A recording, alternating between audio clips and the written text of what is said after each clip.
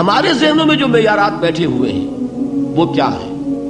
کامیابی پیسے سے ہے، کامیابی جائیداد سے ہے، کامیابی کاروبار سے ہے، کامیابی شہرت سے ہے، کامیابی اقتدار سے ہے. یہ معیارات ہیں. جو جتنا دولت مند اتنا کامیاب، جو جتنا مشہور اتنا کامیاب، جو جتنا پاپولر اتنا کامیاب، جو حکومت پر پہنچ گیا کامیاب، جس نے بڑا کاروبار جما لیا کامیاب، جس نے بہت جائیداد بنا لی کامیاب. یہی ہے اصل میں ساری بس کی گانٹھ. جو تصور کامیابی کا ہوگا اسی کے مطابق آپ کی بھاگ دوڑ ہوگی، اسی کے لیے جد و جہد ہوگی، اسی کے لیے توانائیاں صرف ہوں گی، اسی کے لیے دن رات کی مشقت ہوگی. یہ ہے اصل شے جس کی یہاں نفی ہو رہی ہے. کامیابی دولت سے نہیں، کامیابی شہرت سے نہیں، کامیابی اقتدار اور طاقت اور حکومت سے نہیں، بلکہ کامیابی ہے ایمان سے، عمل صالح سے، تواصی بالحق سے، تواصی بالصبر سے. آپ غور کیجئے اس نقطہ نظر کا، اس ایٹیچیوڈ کا، یہ جو مینٹل ایٹیچیوڈ ہے اس کا بدل جانا ہی انسانی شخصیت کے اندر انقلاب برپا کرے گا. اب آپ کا نتیجہ کیا نکلا؟ اگر تو دولت سے کامیابی ہوتی تو قارون بہت کامیاب تھا، اگر حکومت سے کامیابی ہوتی تو فرعون اور نمرود بہت کامیاب تھے. کامیابی ان سے نہیں ہے. کامیابی انسان دولت میں قارون کی دولت تک پہنچ جائے اور دنیا میں دبدبہ اور اقتدار اور سلطنت اور حکومت کے اعتبار سے وہ نمرود اور فرعون کا مقام حاصل کر لے، وہ ناکام ہے، خائب ہے، خاسر ہے، برباد ہے. اور ابو ذر غفاری کامیاب ہے، چاہے ان کے پاس کچھ نہیں تھا، جھونپڑی تک نہیں تھی، کوئی گھر نہیں تھا. حضور نے فرمایا ہے اللہ کے کچھ بندے ایسے ہوتے ہیں جو کسی محفل میں جانا چاہیں تو انہیں اجازت نہ ملے، جو کہیں اگر رشتہ کرنا چاہے کوئی ان سے رشتہ کرنے کو تیار نہ ہو، کہیں کوئی سفارش کرنا چاہے تو ان کی کوئی بات ہی نہ سنے. لیکن اللہ کے ہاں ان کا وہ مقام ہے کہ اگر بھولے سے بھی کسی بات پر قسم کھا بیٹھتے ہیں تو اللہ ان کے قسم کی لاج رکھتا ہے. یہ ہے فرق. یہ جان لیجیے اچھی طرح.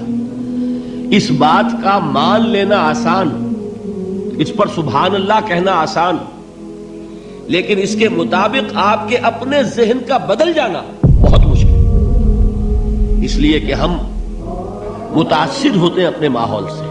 وہ بڑا محل ہے، دیکھ کر ایک دفعہ جھجری آتی ہے، وہ بڑی سی 20 فٹ لمبی کار سناٹے کے ساتھ آپ کے پاس سے گزر گئی.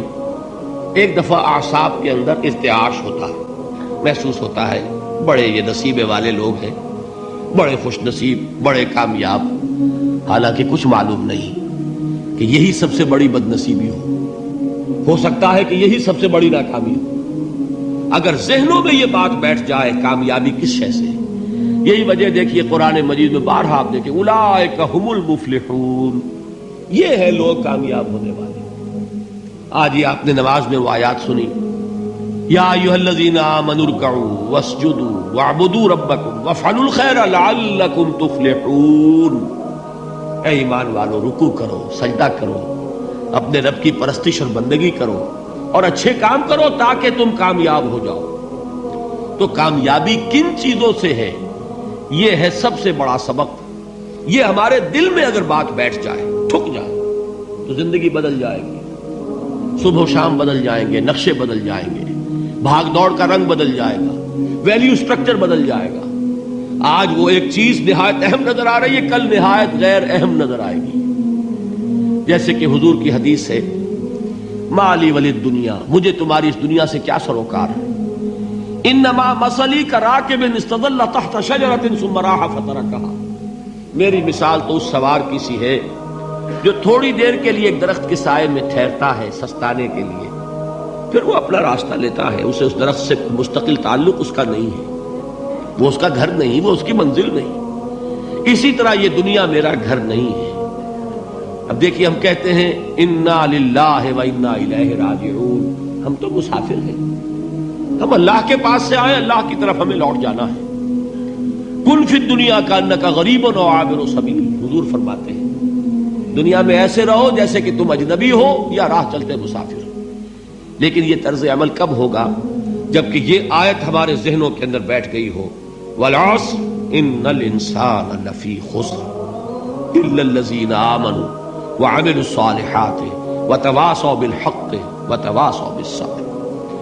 یہ ہے اصل بات جو میں نے عرض کیا تھا کہ میں بتاؤں گا صحابہ کیوں ایک دوسرے کو یاد دلاتے تھے۔ اس لیے کہ دیکھیے جیسے برف باری اگر ہو رہی ہو، آپ باہر نکلیں گے تو برف آپ کے کپڑوں پر جم جاتی ہے نا، تو آپ جھٹکتے ہیں کپڑوں کو تاکہ برف ہٹ جائے۔